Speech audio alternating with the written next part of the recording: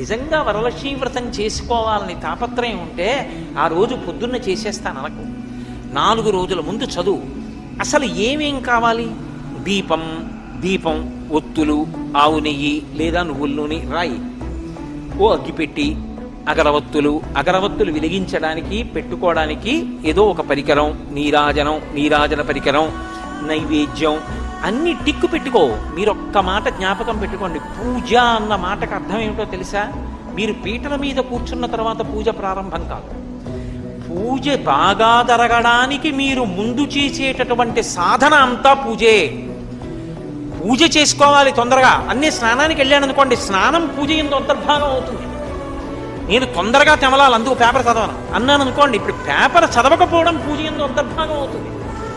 పూజ తర్వాత చేద్దామని పేపర్ చదివాను అనుకోండి, పూజకి భంగం అవుతుంది.